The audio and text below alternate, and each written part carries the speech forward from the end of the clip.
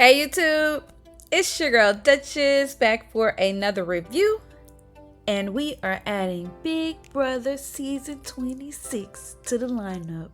You heard me, Big Brother is back for the summer, and I got y'all review. Let's get into episode 1.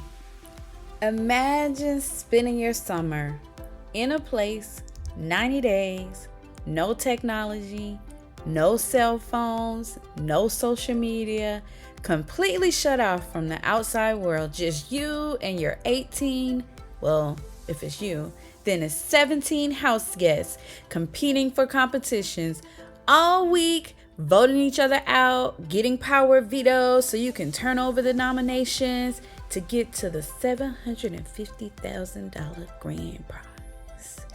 Y'all, I have been a fan of Big Brother for years, and about as many years as I've been of Survivor. This my juice, y'all. I love this kind of game. Anyway, I'm gonna torture you guys with a review. So we have 18 house guests, and Julie Chen is the moderator. This show comes on CBS, and it comes on a few times a week. It's like Tuesdays, Thursdays, Saturdays, or something like that. I'm still learning the schedule. 2 shows are in, and we're gonna get to at least one of them tonight. Let's go. So in this house with everything you can imagine, including the backyard of summer fun and competitions and all that fun stuff, 94 cameras and over 100 microphones capture their every move. These people are always under a microscope. And this season, they have AI technology that is added to the game that's supposed to rule this game. Woo-wee! I'm ready for it, y'all. Stick with me. This might not be your jam, but I promise you, you'll like Big Brother. Who doesn't like a good competition? So let's meet the house guests. We have Ravina, top row, third from the left. She is a bartender from Los Angeles, and I believe she is 26 years old. She is loud, proud, doesn't like mansplaining things. I like that. I was like, I never heard of that before. And she doesn't like being placed in a box. So you put her in a box, she gonna fight her way out. Firecracker. Next house guest. We have Cam, 25, top, number 1. Okay, so first person at the top from the left. Everybody will be going from the left. He is a physical therapist from Maryland. Very competitive, also athletic, former pro football player of the CFL. He tore his ACL and had to early retire, and that's how he found his way into physical therapy. Next, we have Mackenzie, first person, bottom left. She is a project manager for a construction company from Texas. Howdy, Mackenzie.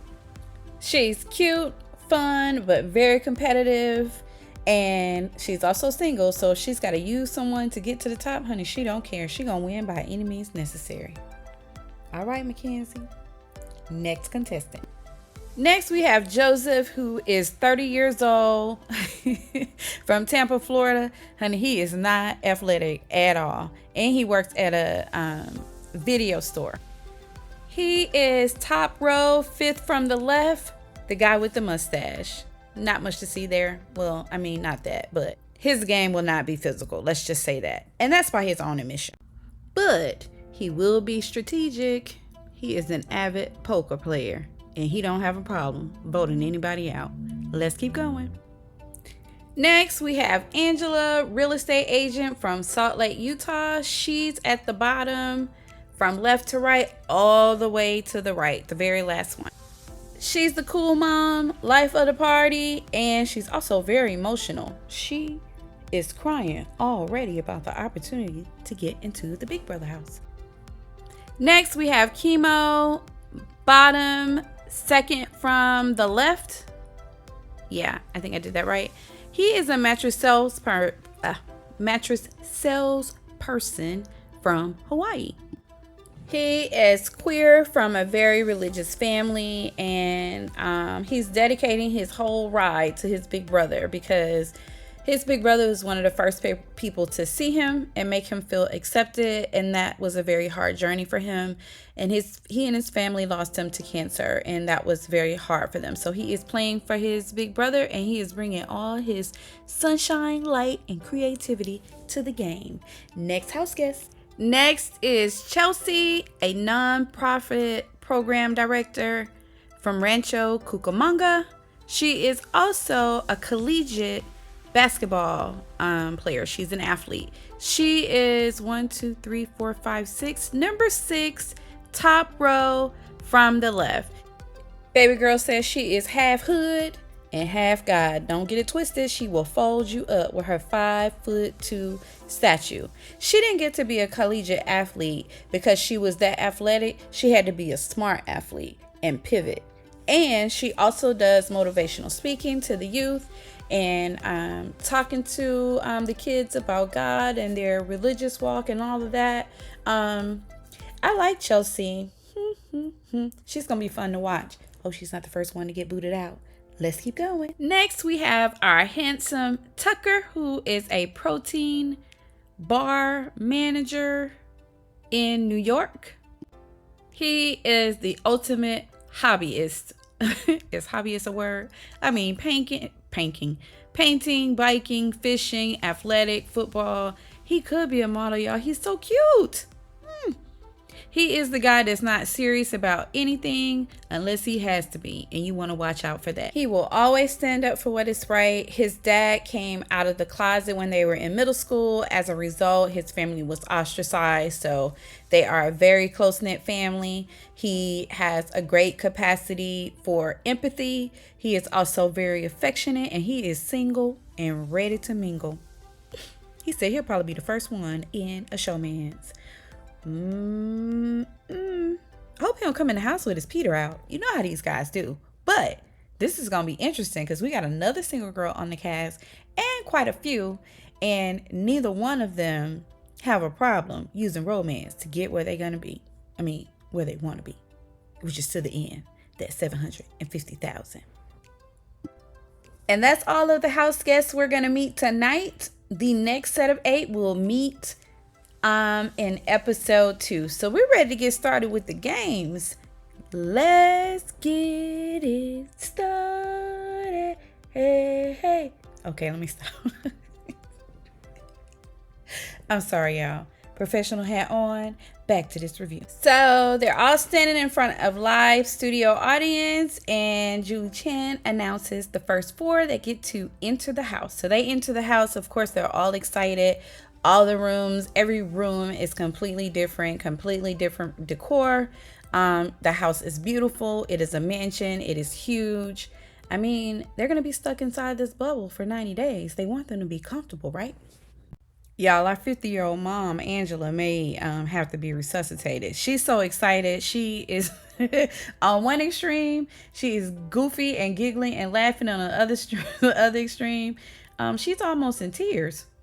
Anyway, let's get back to this review.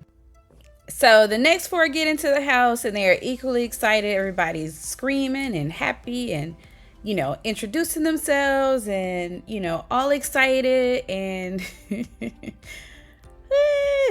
they're always like this, though.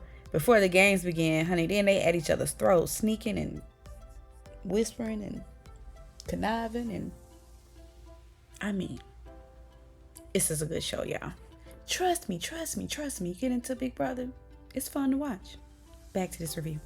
So they're all mingling, figuring out who's the chef, who washes dishes, who's great at what, who do I gel with, who do I need to watch closely. It's too early to tell. It's only day 1, and suddenly Julie Chen is on the monitor. Drop everything you got and get to the backyard. We starting our first competition. This is your opportunity to kind of have a leg up in the game, and in true Bigbrother fashion, expect the unexpected. All right, y'all. So the first 8 are in the backyard. They walk into kind of like, if you picture Jeopardy, like each person has their own Jeopardy booth, and there is a podium in front of them They can't see anyone, like they're in a cubicle. That's a better way to explain it. So they're all standing up in a cubicle, 4 on the top, 4 on the bottom. No one can see the other person. They can only see Julie, and Julie is the only one that can see all of them. So they have a podium in front of them where they will lock in their vote, and they have the opportunity for the first time in Big Brother history to decide if an additional player gets to enter the game. And they're going to do this by placing their vote. So meet Ansley. She is 24. She's from San Diego, and she is painfully single. She's super cute. She's got blue hair, but it's styled really pretty, like this shoulder bob kind of thing. She's got a great sparkly personality, and she wants to get into this house so bad. So she really hopes that they'll vote for her to get in the house, but it's completely in her hands. They have to have a majority vote in order for her to enter in the house. She works at a surf shop. She makes the surfboards or something like that. She loves hanging out with her friends. She loves getting a good beer. She loves all things life, and the only thing that she loves more is Big Brother. So come on, y'all, let me in this game. So the cast is weighing their options. No one will see the vote. Like, none of them will know who voted. But the candidate does warn them, don't break my heart. You might regret it if you don't let me in. I don't know what that means. But so some are like, okay, it's another person in the house. She seems really forward, really bubbly. Let her be the front person and I can just coast to the end. Some of them are like, listen, she from San Diego. She surfboards and that kind of thing. She can't be an ally to me. We don't have anything in common. Others are like, no, I don't need an extra competition person in the house. We're going to stick with these 16. I don't know. This just doesn't seem like a good idea. So Julie tells them it's time to lock in their votes now. And remember, they have to have at least 5 for her to get in the house. If it's 4-4, she won't make it in. So the votes are in and it's 4-4. Sorry, Ansley, can't get in the house. But plot twist, she is actually going to be the personality for an AI person, and they will be joining the game. This was an experiment, really, to get insight into how these people's mind thinks and how they work. And somebody who is completely non-threatening, bubbly personality, willing to work with anyone, did not get in the game, and they gonna regret it, because the ones who voted for her yes, they get to compete in a special competition to win an advantage in the game. Child, we ain't even 30 minutes into the first episode and Big Brother already up with the games, and I'm here for it. Let's get back to this review. So the ones who voted no will also compete in a competition, and I don't understand that, but they basically somehow in this competition, depending on the outcome, will significantly reduce their stakes in the game. It's going to change their game on the other side of the coin. So we're getting ready to play these games right now, because this AI person has been programmed to know how to control the game, and she already got everybody's personalities pegged out, because the voting is secret to them, but it was not secret to her. Let's go. All right, so the first competition, they're playing a game of yes and no. It's a color-coded competition where their chairs will spin around for so much time, and they'll have to remember the sequence of colors that present. After the chair stops, they use these color-coded pads to push the pads red, yellow, blue, and green. I think those are the ones she's learning. Red, yellow, blue, and green in the correct sequence in the shortest amount of time. The winner of that, whoever does it in the shortest amount of time and the longest sequence in the shortest amount of time, will win a reward that will significantly that will give them a power to advance them in the game. The AI person doesn't know color. She only can see black and white.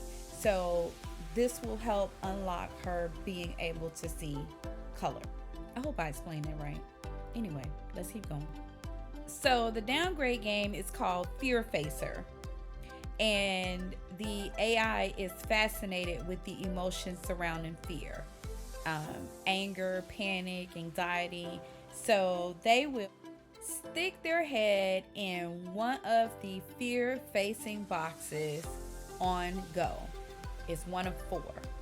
And inside that box, something terrifying awaits. Y'all, they put a picture of like what's going on in the box. One box got snakes. One of them got spiders. Then there's a word scrambled on the wall. So the scrambled word matches the different words on a box outside of the room, like on a board outside of the room, like anxiety, terror, fear. Once they figure out the word, then they can exit the box and exit the fear box and go and press the button that corresponds to the scrambled word. If they get it right, they will peel the word off the board and place it onto the fear box that they just came out of. And then once they've done all of the boxes and got all the words to correspond to the box, then they get to plug in a cord that will light up the button for them to run over and push. The maximum time is 90 seconds. The person with the slowest time and the fewest amount of boxes will get the disadvantage that will hinder their game. They won't learn if they've been upgraded or downgraded until the other 8 guests have joined the game. So we won't see the results of this until episode 2. But the game is underway. Thank you, Ainsley. Let's get it popping. So the yes and no advantage for, I think it's 4. Oh yeah, it was 4 and 4. So they're up first, and Angela, the mom, is she's first. So she sits in the chair, it starts spinning, y'all, and the beeps are going, and the colors are flashing, and it's going as fast as a fair ride, like those tilt-a-whirl kind of things. Like it starts up slow, gets faster and faster. It finally stops. She's gonna spend her first 30 seconds trying to get stable because her head is spinning. And she finally gets over there and she starts pressing the buttons. Blue is first, ding. Next, red, bam. So she only got one sequence. She's like, do I get to go again? Julie Chen is like, thank you, Angela. Next contestant. You know she won't get the advantage. So next is our cute Tucker. He's doing the yes and no challenge. And he's not afraid. He's from New York. He see rats, snakes, like, well, I don't know about snakes, but he's like, I got this. So he begins competing. The first box is full of snakes, but I think I can do this challenge too because your head is in a tube and the snakes are all around you, so there's no chance of them touching you. He grabs that one. He figures out that word is panic, comes out, finds that, put it on the box. Next box is scorpions, then cockroaches, and then spiders. He finishes them all up, plugs in the box, hit the buzzer. His time is 1 minute and 3 seconds. So all of the contestants compete, and we learned that Mackenzie, our construction project manager, she wins the color game and her game will be upgraded. And Chelsea, our basketball 5'2" hood and holy combo, yeah, she got the slowest time. She couldn't find she forgot about the plug-in thing, so she got a little stuck. Her time was 1 minute and 16 seconds, I believe. She got the slowest time. So, her game is going to be downgraded. We will find that out in episode 2, as well as meet the other 8 house guests. Y'all know it's going to be another competition, and somebody going to get voted. I don't think anybody going to get voted out tomorrow, but the competitions will be going. So, this is Big Brother, y'all. It's one of my favorite shows, and I'm bringing it to the lineup. Let me know what you guys think, or just kind of skip on by. I'll have content for everybody. Don't you worry. It's your girl, Duchess. I appreciate you giving Big Brother a shot if you did, and if you didn't, I totally understand. I'll be back soon with more content. Thank you guys so much. I appreciate you.